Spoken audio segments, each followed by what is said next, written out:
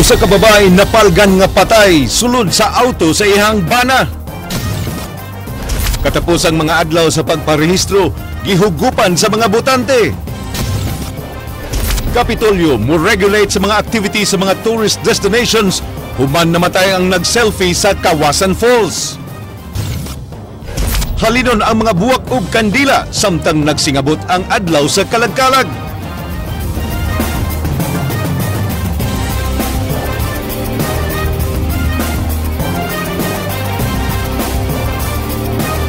May hapon Sugbo Kabisayan, half day lang ang trabaho sa Kapitolyo ugma aron paghatag og higayon sa mga empleyado sa makapauli sa mga kalungsuran alang sa Kalag-Kalag.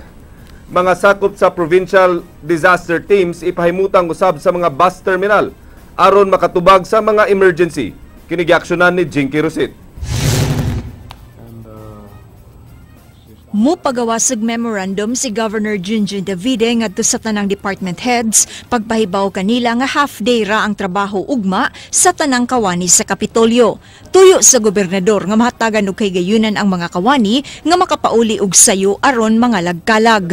Ugmang adlaw, sayo nga suruyo ni Davide ang Cebu South Bus Terminal aron susihon ang preparasyon nga gihimo sa management sa CSBT. Gawa sa dugang mga gwardya, makigalayon sa bang Kapitolyo sa Cebu Police Provincial Office alang sa police visibility aron masiguro ang kahapsay ug kalinaw sud sa terminal.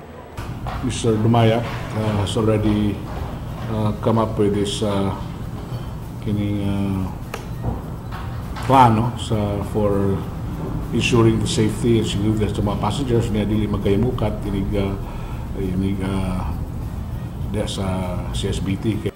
Andam nasab ang mga teams gikan sa Provincial Disaster Risk Reduction and Management Office nga mag-standby sud sa South ug North Terminal. Tahas nila mo ang pagtubag sa mga emerhensiya nga di malikayan sama sa linog, sunog, bomb threats, stampede ug bisan reklamo sa mga pagpangawat. Muabag sila sa local police ug CSBT management labi pa sa pagpunsisok sa mga pasahero. Ito lang gikuhan at lang gi-augment ang tanan nga resources sa probinsya po kay dito pwede mo kumpensa kay we're dealing with a lot of possible emergencies. Gilauman nga ugmang adlaw na magsugod ang paghuot sa mga pasahero sud sa terminal tungod sa half day nga trabaho sa halos tanang trabahoan magobyerno man o pribado. Alang sa Aksyon Bisaya, Jinky Rosit, News 5. Walay pagnihit sa supply sa N95 dust mask nga girekomendar nga gamiton batok sa haze.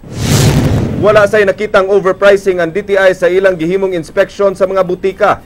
Matud pa sa Department of Trade and Industry spokesperson Zaida Batyon, natural nga mahal ang presyo sa N95 mask tungod kay dili kini halinon. Ang mask nagkantidad og usa ka gatos ka pesos matag usa. Gani adunay butika nga namaligya niini sa kantidad nga 75 pesos. Ang N95 mask lahi sa surgical mask nga tag 3 pesos lang. Kasi for DTI, since we do not have the database before the surge in the demand of N95, we cannot say that. But last Monday, when we monitored, we already get a range of 75 to 100, and ang atong supply, there is a tightness of supply basically because ang atong mga drugstores does not really carry those kind of mask. Kung mo carry man gani sila, tag usa ka dosina, dili gud siya daghan, but not like the surgical mask that is commonly bought by Nagplano na ang Kapitolyo nga i-regulate na ang mga extreme sports ug activities sa mga tourist destinations. Kini humuon sa Kapitolyo human adunay namatay nga nag-selfie nga naanod sa bulog sa tubig sa Kawasan Falls sa Badian. Kini giaksyonan ni Jinky Rosit. Di natugtan karon sa Kapitolyo ang sibisan kinsa nga mopaygayon og mga extreme sports activities sama sa canyoneering diha sa Badian ug Alegria kunway tour guide nga kuyog ang grupo. Nakigtagbo na si Vice Governor Agnes Magpales sa mga barangay leaders sa duha ka mga lungsod nunot kini sa nahitabo nga pagkalumos sa usa ka 21 anyos nga dalaga samtang nag-selfie sa Kawasan Waterfalls lungsod sa Badian nitong Martes. Nasayran sa investigasyon nga white tour guide nga kuyog ang biktima nga si Geraldine Indig ug ang higala niini nga si Abigail de Guzman. Giklaro ni Magpale nga bisan kun maligo lang kinahanglan nga dunay lifeguard nga magbantay sa mga turista. Kinahanglan kompleto unya mohatag gali mig handheld radio, mohatag mi og unsa pangayo ni Balts kinta ang to protect lagi di kuan kining mga turista, whether foreign tourists or local tourists. Kinahanglan na sab ang pagmuntar og mga signages ug warnings sa mga tourist destinations aron daling makamatngon ang mga bisita sa angayan ug dili angayan nilang buhaton. We would like to assure the public that yes, we are doing everything pero di pa man lagi kana lang ganing briefing station. Kami nagali ni volunteer ang province mo build. Ato ginambuhato nga dunay briefing station. All the guidelines suwat. Giawhag ni Magpale ang mga lokal ug langyawng turista nga mokuha og tour guide ug di lang mo kumpiyansa aron malikay sa posibleng disgrasya. Usa ka ordinansa ang giplano sa Kapitolyo sa pag-regulate sa mga kalihukan. Alang sa Aksyon Bisaya, Jinky Rosit, News 5. Kusog ang halin sa mga maninda o kandila samtang way puas usab ang pagpadala sa mga buwak sa usa ka supplier nga halinon atol sa kalag-kalag. Kinigiaksyonan ni Jinky Rosit. Sukad pa niadtong Martes way buwas ang pagpack nila Gemma sa ila mga ipang-deliver nga mabuwak dinhi sa Kabisayan ug sa Kauluhan. Usa lang sila sa mga pamilya dinhi sa Bukirang Barangay sa Sugbo nga nagnegosyo og mga buwak, hilabi na karon nga nagsingabot na ang kalag-kalag. Dunay gamay nga flower farm sila Gemma apan di kini makaato sa demand sa ilang mga customers. Inangkat ang sagad sa ilang mabuwak gikan sa ilang mga suki sa Barangay Babag, Siraw, Sudlon ug Pungol Sibugay. Mabot sa Manila, Bohol, Ormoc, Tacloban ug Sarua City ang ilang mga buwak. Normal ra gihapon ang ilang orders gikan sa Luzon. Bisan sa pag-igo sa bagyo, kay doon naman gihapon yung mga greenhouses nga makuhaan og buwak. Magtulo na kaadlaw nga nagsige og padala og mga buwak silang Gemma ug ilang gipanglantawan nga mas mudagan pa ang orders ugma hangtod sa Sabado. Oo, naidaghang order niya. Dayon na arasay mag-agi-agi nga ni mamalit rasad sila. Makadara man gyapon po. Sagad sa ilang mga orders ang mga Wonder White nga ilang gibaligya og 45 hangtod sa 50 pesos matag dosena. Mumps Spider sa tag 170 pesos matag bundle ug Aster nga tag 60 pesos ang bugkos. Kusog usab ang halin sa kandila ni ining tindahan sa Magallanes. Way puas ang pagpangabot sa ilang mga suki nga sulod sa napo ka tuig nagsigi og palit sa ilang tindahan panahon sa kalagkalag. Mas halinon ang mga glass candles alang sa mga mamisita sa mga private nga mga sementeryo nga mapalit og 35 pesos matag usa. Gipangita gihapon sa mga insik ang mga traditional Chinese candles. Puti alang sa unang tuig, yellow alang sa ikaduhang tuig ug puwa alang sa ikatulo nga tuig sukad gilubong ang nitaliwan. Daghan usab ang namalit og mga dwarf candles nga tag 35 pesos ang dosena og sperm candles nga tag 50 pesos matag 20 pieces. Giawhag nila ang publiko nga sayang nga mopalit aron di mahuddan ug mabalda sa pagdinasukay og palit og makandila karong weekend. Ang presyo steady until abot sa pizza 31, pizza 1, ang presyo na to is walay kausaban. Alang sa Aksyon Bisaya, Ryan Sorongote, News 5. Di makatuo si Cebu Governor Junjun Davide nga dunay karnaping nga mahitabo sud mismo sa provincial capital grounds. Kini dunay kalambigitan sa pagkawagtang sa Blackford Ranger nga iya ni Greco Sanchez nga igsuon ni board member Gigi Sanchez. Matod sa gobernador, hugot ang seguridad sa Kapitolyo, mao nga maglisod siya sa pagtuo nga dunay nakasuod nga carnapper. Hinuon nagtinabangay na ang HPG ug NBI sa pag-imbestigar sa pagkahanaw sa maong sakyanan. Gituna na sab ang kuha sa CCTV footage sa security officer sa Kapitolyo. That was the first time yet, no? And we increased, we also alerted the guards there sa legislative, not only sa legislative, also here, no? o mga incident sa bata. But karon pa gina nahitabo diri nga dunay nang nawa nga sakyanan.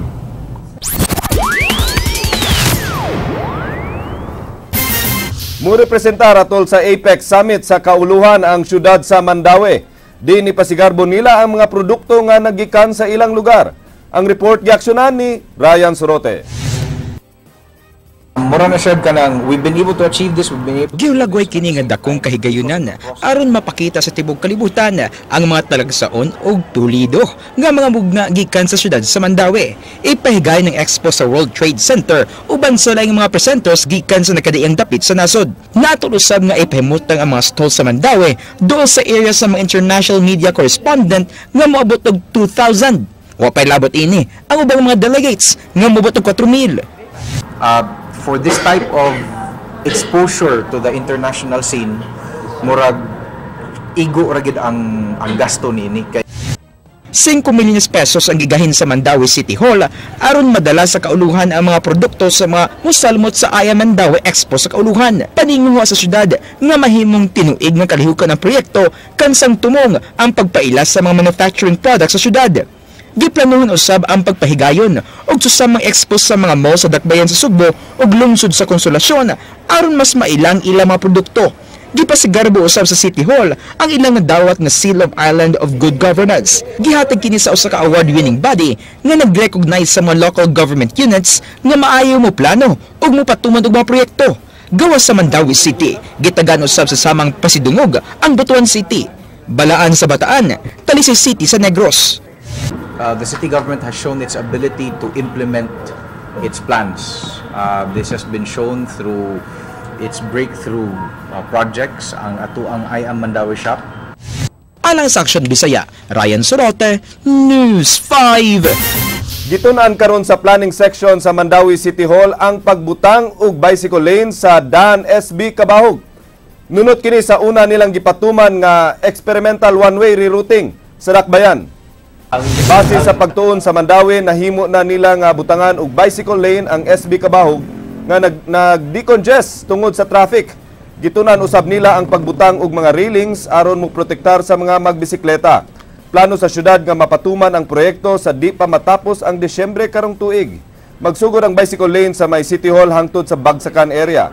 Matud ni Attorney James Abadia, eksperimental ang proyekto sama sa ilang gipatuman nga one-way traffic sa syudad. Pero dili kanang sige na barriers, at least kanang sakto na distansya na maka katong na ay mga private cars na mo park sa on that side, pwede pa makaagi.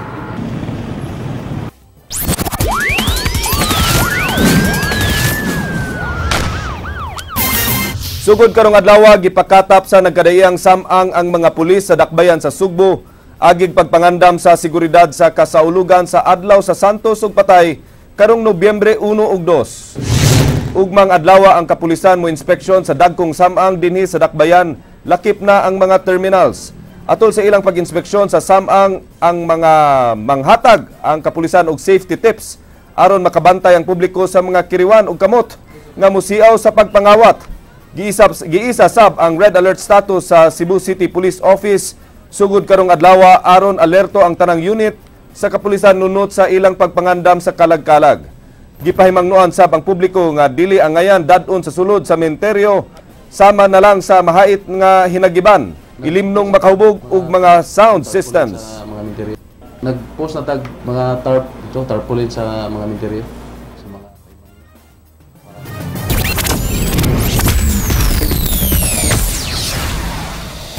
Gidagsa sa butante ang mall registration sa COMELEC. Duha ka adlaw sa dili pa matapos ang registration. Kini giaksyonan ni Leslie Caminade Vistil. Napuno sa mga botante ang activity area sa Ayala Mall atol sa katapusang adlaw sa mall registration dinhi. Uban kanila, nangyaka na lang samtang nagpaabot sila mga turno. Samtang ang uban, nag-fill up silang registration form. Kining grupo sa mga batanon nga gikan pa sa gawas sa nasud, dali nga nagparehistro aron makabutar karong eleksyon. Si Wilbur Pacunla, nagyaka na lang sa semento samtang nag-fill up siyang registration. Matud pa ni Pacunla nga nadugay siyang parehistro tungod siyang trabaho, hinunglan nga karon pa siya makalugar. Wala ko yung oras, busy sa trabaho. Una, pag-abot na mo ngadto, nakibawa na mo nga kinahanglan din mo register. So ni-decide mi na balik dahil diri. Gikalipay sab ni Dr. Lori Filgo nga sa mall gipahigayon ang registration tungod sa kainit ug kagubot sa mga gagmay nga COMELEC offices. Gani mas uyon siya sa mall voting nga giplano sa COMELEC. Yeah, it's very efficient, no? Very fast. Kay klaro kayo ang system ba wala ilugay ana niya nindot ang lugar kay compared sa office grabe man ka congested, no? So nindot kaayo diri. This is a very good idea. I hope even the voting bitaw no maanhi diri. Mato ni Cebu City COMELEC Supervisor Marshall Sarno, moabot og 1,200 ka mga butante ang ilang ma-accommodate matag adlaw sa gipahigayon nga mall registration. Gani nagpatuman sila og cut-off sa alas 2 pa lang sa hapon tungod sa kadaghan sa magparehistro. So far, daghan naman kayo ito ang registration. In fact, we cannot cater sa tanan. Ato na maganing putlo na ang linya o mga alas 2 siguro, alauna o diba, alas 2 sa... Gihanay pa sa COMELEC ang pipila ka mga presinto nga balhinon sa mga mall alang sa mall voting. Ang Ayala, SM, Robinson o Grand Mall ang pipila ka mga malls nga gitugot ang mall voting. There is a project for that effect pero dili nato po siguro daghan kayo nga mga presinto.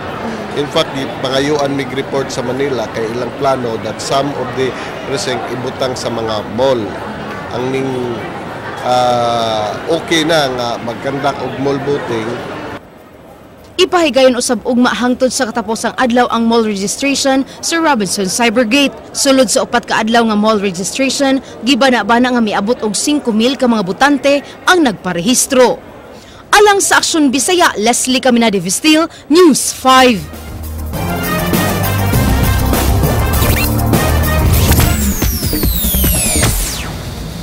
Ola mga igsuon, gikondenar ni Lea Salonga ang mga empleyado sa Ninoy Aquino International Airport nga naapil sa laglag bala incident. Iyang giparayag ang iyang kasagmoyo og kalagot sa mga empleyado pinaagi sa usa ka post niini sa iyang Facebook account. Gibatiko sa Broadway star nga si Lea Salonga ang giingong korupsyon sa atong panggobyerno, partikular na sa laglag balagang sa mismong Ninoy Aquino International Airport. Kini human migawas ang balita nga adunay usa ka Japanese tourist nga padung na unta mobiya sa Pilipinas niadto na kalabayng Domingo dihang nakuhaan kini og 2 ka basiyo sa bala sa pusil sud sa luggage niini.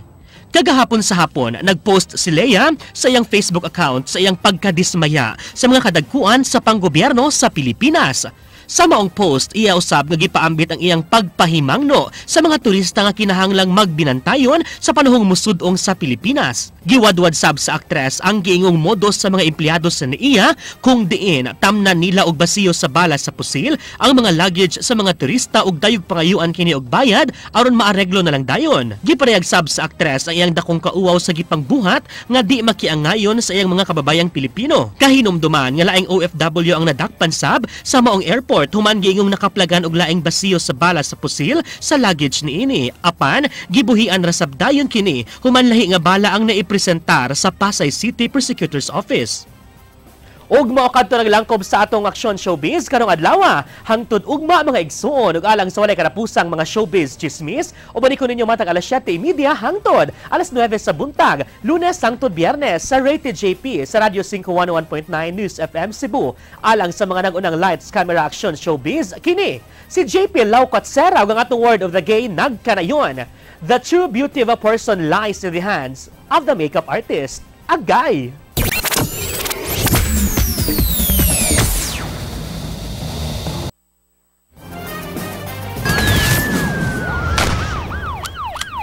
Usa ka babay napalgan nga patay kaganihang buntag sulod sa auto sa iyang bana.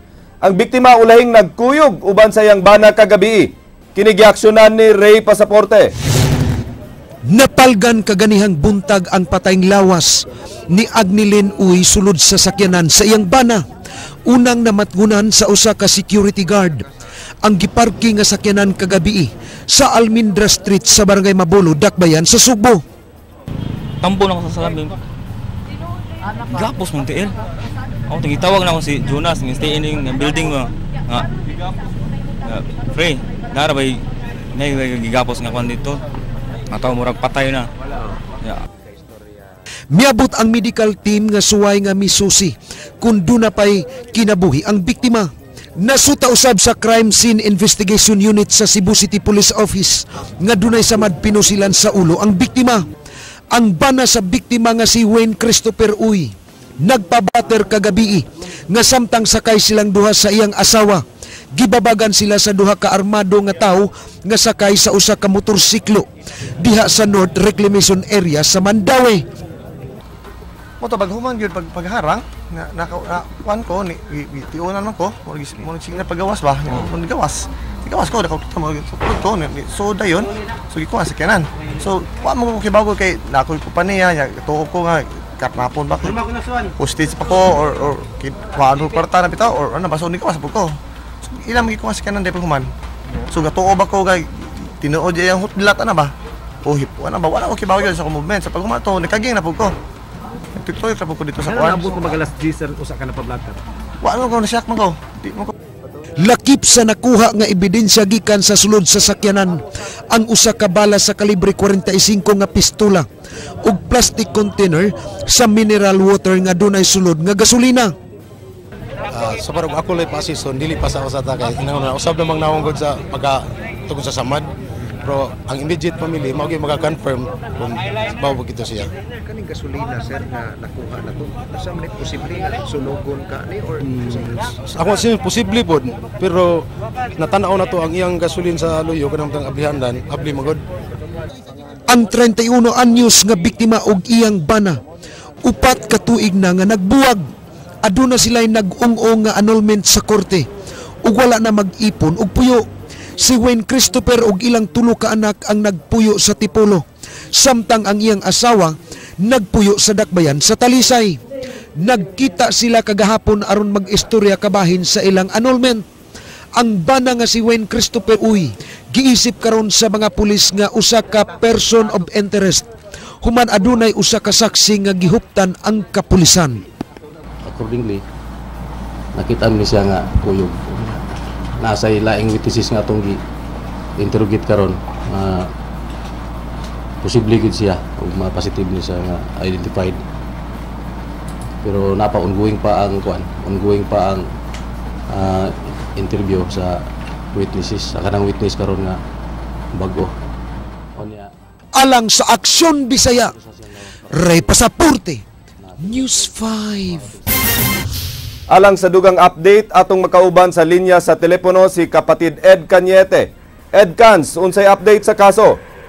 Yes, ano nga pala na kapatid Glenn, di ata karon sa buhatan sa homicide section, hindi na to karon sa tupad. Si Senior Inspector David Senior diri sa Kapulisan. Sir, makonsidera ba na ito ang hidena nga si Wayne Christopher Uy mo'y suspect sa pagkapatay siya ng asawa?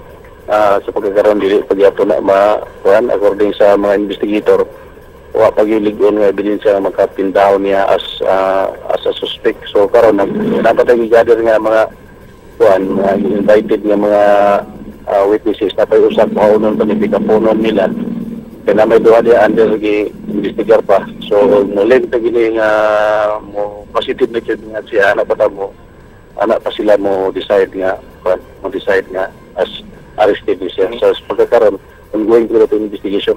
So, ang atong standing sa to ang witnesses karon duha ka box, so doon ay laing usa, nahimo ng tulog ka box. Katulog makuha to. Magkatakbo ang ilang testimony. Mapindaw na ng ining indicted po na husband.